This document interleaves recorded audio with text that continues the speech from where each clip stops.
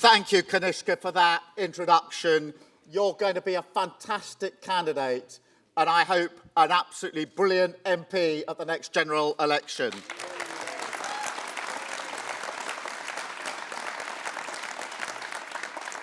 It's fantastic to be back here in Wales, in North Wales, where the sun always shines. We came down from Glasgow yesterday. The predictions were storm, snow everywhere, and it's beautiful sunshine all the way in to Llandudno, and it's been sunshine last night and sunshine again this morning. The sun always shines here on this conference. Although last year, you may remember, I think at this stage it was driving rain, horizontal out there. So let's celebrate the fact that today we have the sunshine. And I have always felt that a proper party conference should always be near the sea, because that stiff sea breeze is invigorating for all those compositing meetings that we're busy at. And on a day like this, there really is nothing quite like a walk along the beach to clear the mind. Although, in the Labour Leaders Handbook that I've got, it does say in big red letters, be careful of the sea. And conference, speaking of Neil, can you believe it? Can you believe it? It's now 40 years since he was elected leader of our party. 40 years.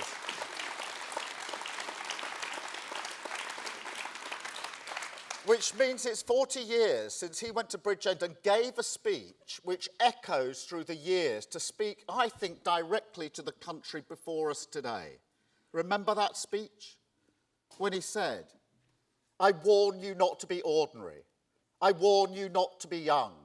I warn you not to be ill. I warn you not to be old. Conference, you won't find a better way to describe the pernicious effect of the last 13 years than Neil's words.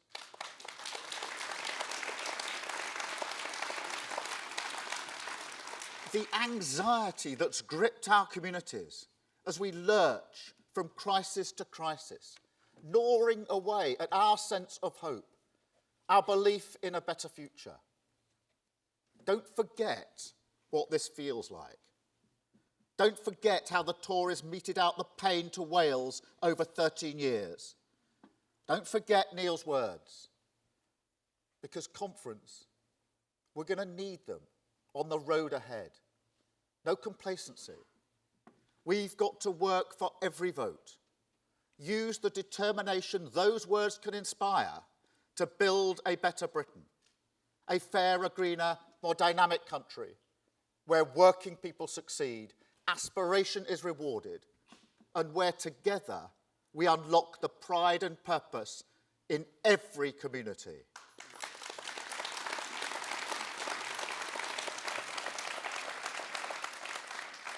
Conference, that's the spirit of devolution, the foundation for everything you've achieved here in the last 2 decades. It's time to use that to transform Britain. Give the communities and great nations of this country the powers they need to control their destiny. Now, here in Wales, it's fair to say you know the difference Labour can make better than other parts of Britain. You don't stay the largest party in a nation for over a century without doing a lot right. And under Mark and Carolyn's outstanding leadership, still producing record results in the Senedd. Don't forget that either.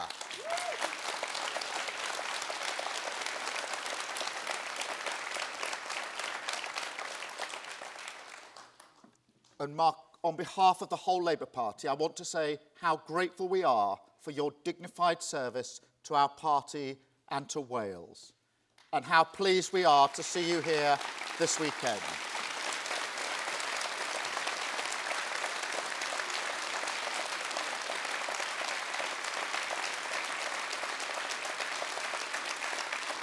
There are lessons, Mark, for my Labour Party, for the whole Labour Party, from your success here in Wales.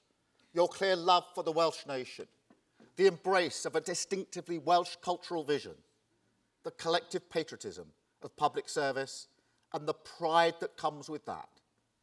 never, in Mark's words, taking the Welsh public for granted. These are all qualities of Welsh Labour that have guided me in the changes we've made to the wider party. Don't underestimate how important those changes are. We had to make our Labour Party fit to serve our country. Conference. That's why we had to show our support for NATO is non-negotiable. Understand the importance of sound money and tear anti-Semitism out by its roots. Country first, party second.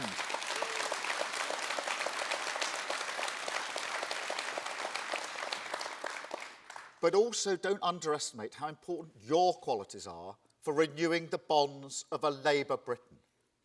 Nobody should pretend that the case against Britain, as against our union, is as advanced here as it is in Scotland. But nor should we ignore the fact that it does find a voice in this nation as well. And yes, those qualities, your qualities, help keep it at bay. But to defeat it comprehensively, we need something else. We need hope. Not a grandiose, utopian dream kind of hope. I don't mean that. I mean the basic, ordinary hope that we used to take for granted. The sort of hope you can build your future around, that aspirations are made of, that was shared by working people across the United Kingdom in good times and bad, and which reached through the generations to say, Britain will be better for your children. Now, I worry that people right across the United Kingdom don't believe that anymore. That's the deeper cost of Tory rule. A growing sense that hard work isn't rewarded, that you aren't guaranteed a fair chance in Britain, that the bonds that tie us together, community to community, across our home nations, have been allowed to unravel. Conference, this is what drives me. It's what my 5 missions for a better Britain are all about. We've got to get our sense of hope and possibility back.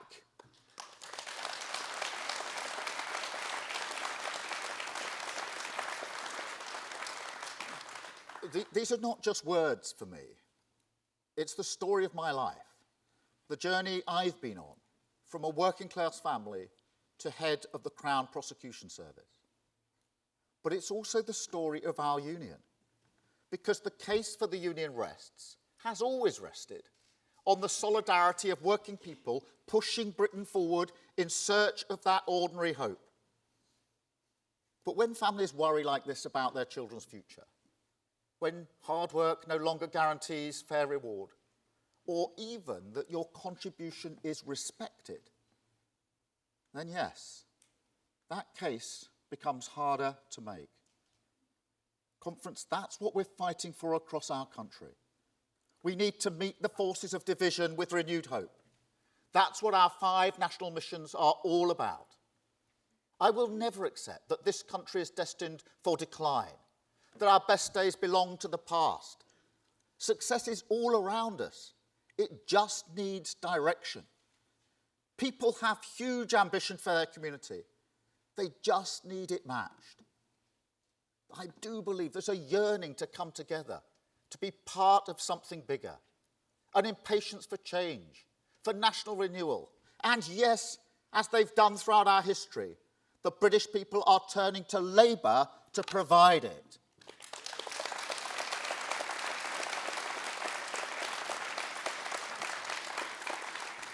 Five national missions to secure the higher sustained growth in the G7.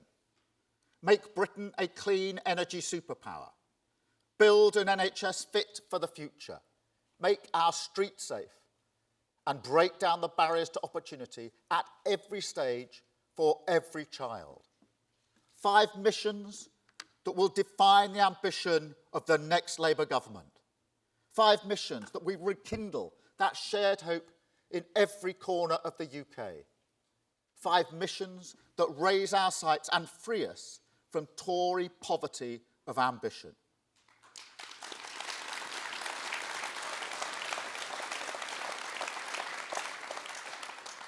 And it does all come back to ambition. When I say we'll get the highest sustained growth in the G7, or that Britain will have zero carbon electricity by 2030, that should invite a sharp intake of breath. And I make no apologies for that. Take our clean energy target. I'm already talking to CEOs, to investors, entrepreneurs, unions, energy workers about how we get this done. And yes, the conversation does start with a shake of the head. This is a bit much, Keir. Clean energy by 2030, that's going some. But we do need leadership with ambition, do need hunger to take on the big challenges, belief in the possibilities of the future. So when I say back to them, here's the ambition, here's the plan, and here's the opportunity for you, trust me, there is a powerful urgency to make it happen, a new determination. And that's what mission-led government is all about.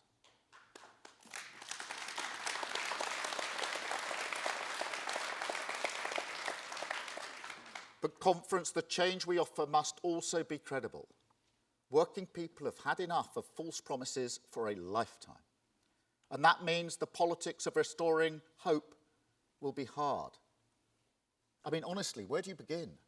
The damage they've done, the pain they've inflicted to our economy and public finances, to our reputation around the world, to our NHS and public services. It's immense.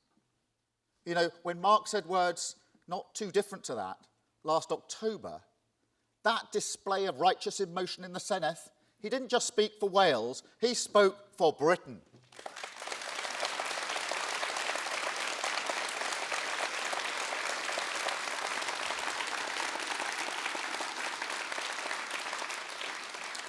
And the Tories aren't capable of the change that Britain needs. The Tories aren't capable of delivering a better future for Wales. They made the mess. And as for the cynicism of what they'll do at the general election, to try and claim political credit for the sacrifices working people are making now, we've got to rise above that. Spend each day earning the trust of our communities. Meet their attacks with hope.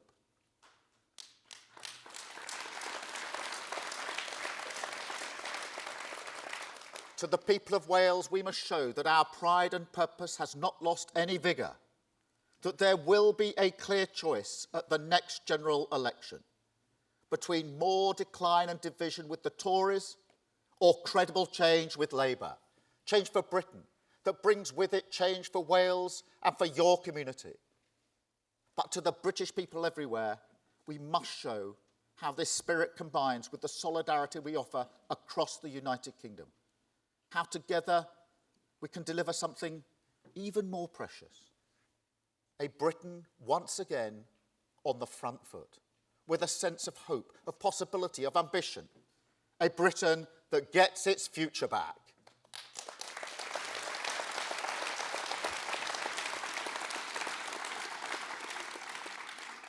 So imagine just for a moment what that might look like, conference. Imagine the better Wales we would see after 10 years of national renewal. Labour governments in Westminster and Cardiff. What does it look like? I'll tell you. Our economy is stable. Growth is high and sustained. Across the country and here in Wales, north and south, businesses have the certainty to invest. The NHS is back in good health. Crime is down. There's more opportunity, more affordable housing, better paid jobs. Families feel they can get on again, look forward with hope again. We're leading the world on climate change. People from across the globe come to marvel at the floating offshore wind farms of the Celtic Sea. Bills are cheaper, homes are warmer and well insulated. Cutting-edge science and world-class services are driving economic growth. New jobs, industries, technologies emerge that benefit every part of Wales.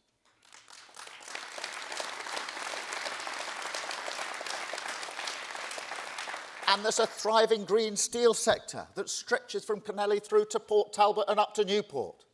a cyber cluster on the North Wales coast, as well as in the south. Some of the most vital semiconductor components in the world still made here. Tourism booming. Welsh agriculture going from strength to strength. Working people are respected as the wealth creators that drive Britain forward. And Wrexham, Hollywood's Wrexham, not quite in the Champions League, but not far off.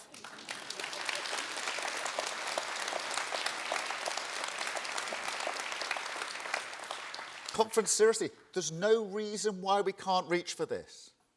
A fairer, greener Wales in a fairer, greener Labour Britain.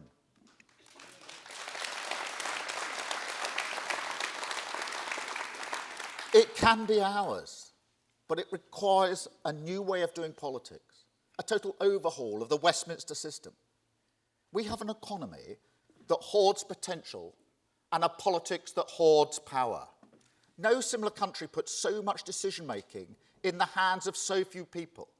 And that leads to more inequality across our country than anywhere else in Europe. That's not a coincidence.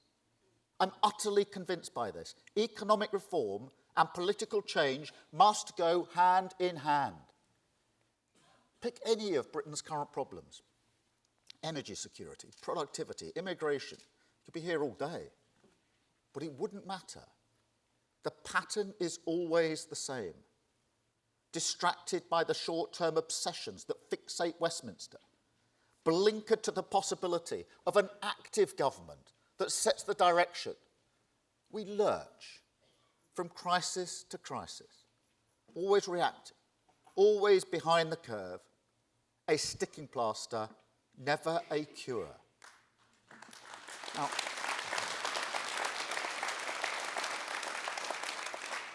sticking plaster politics. That's why every crisis hits Britain harder than our competitors. The only country in the G7 still poorer than before the pandemic. And the harm that does to the prospect of bringing Britain together, that's vast. So we've got to take it on. Only Labour will fix this. Only Labour will unlock the pride and purpose of all our communities. Only Labour will devolve economic power and control out of Westminster.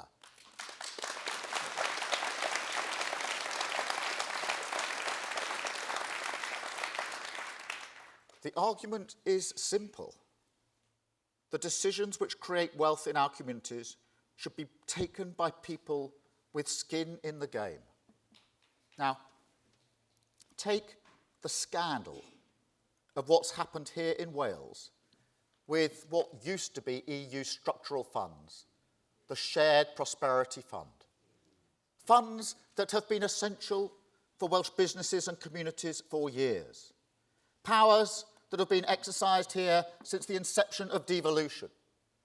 The Tories have used the Brexit process to take back control of that money, not from the EU, but from Wales. It's an outrage. You know it.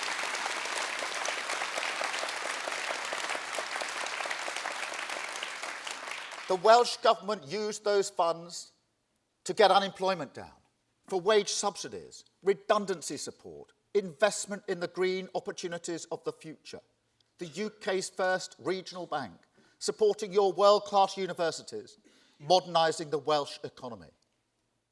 Now, they have to watch the Tories sit on their hands as a global supply chain crisis hits key Welsh industries, from steel to semiconductors. Well, no more, because today I can announce that the next Labour government will return power over its economic destiny to Wales.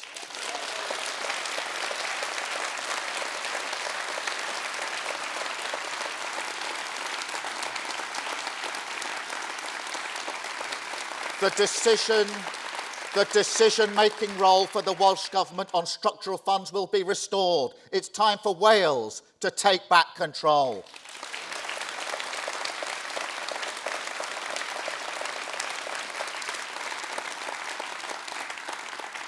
That's the change Wales and Britain needs, change which comes from unlocking the pride and purpose of communities everywhere.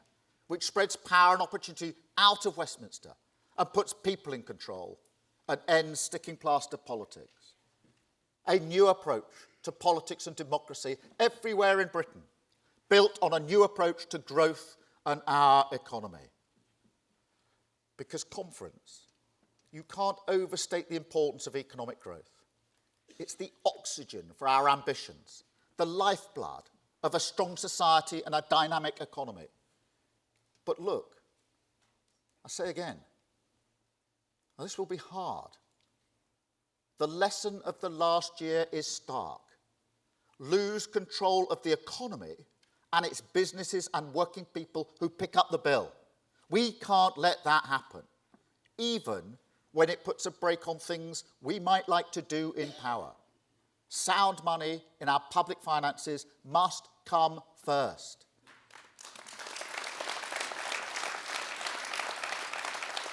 Constraints must be accepted, institutions respected, a rock of economic stability. Our mission for growth must be built on that. But alongside it, we must still be bold on reform, on reconstruction, on national renewal.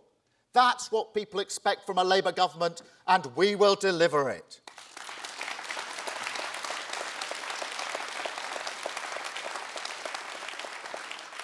So we will give working people growth from the grassroots, with good jobs, productivity growth in every part of the country, growth which makes everyone, not just a few, better off.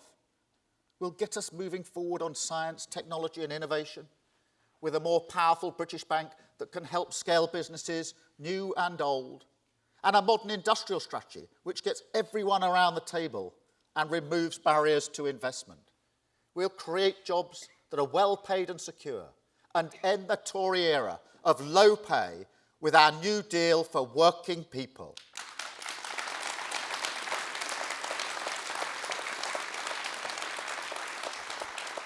And we'll reform procurement to nurture more resilient supply chains, project a more open stance in the world, and yes, fix the broken Brexit deal that is a vital part of raising our ambitions on growth.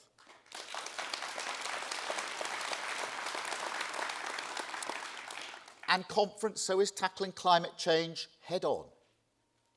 I come to this not just as leader of the UK Labour Party, but as a dad.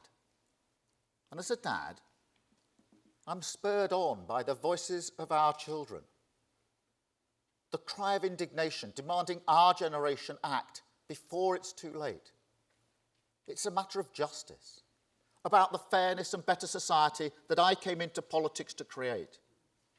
But also the biggest opportunity we've had in decades to make this country work for working people.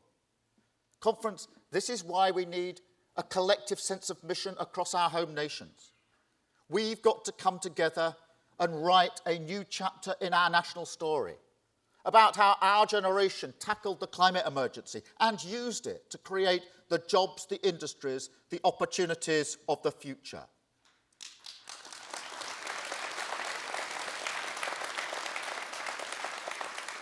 That's what our Green Prosperity Plan is all about, turning the UK into a green growth superpower with investment in wind, solar, nuclear, hydrogen, green steel and carbon capture, insulation for 19 million homes, and GB Energy, a new company that will take advantage of the opportunities in clean British power and turn them into good, secure, well-paid jobs. And yes, conference, because it's right for jobs, because it will help us tackle climate change, GB Energy will be publicly owned.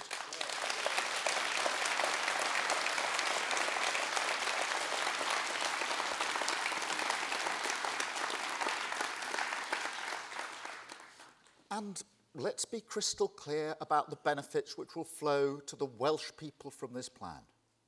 Let's show how Welsh businesses and families will get cheaper bills forever. How Wales can get real energy independence from tyrants like Putin forever. How we can give every community, from Anglesey to Aberdare, a fair shot at the jobs and prosperity of the future. Conference, For 13 years, you've been the bulwark against Tories here in Wales. The same length of time as the last Labour government spent in power. And what have they got to show for it? What's the list of achievements they can rattle off? The legacy for our country that they can be proud of?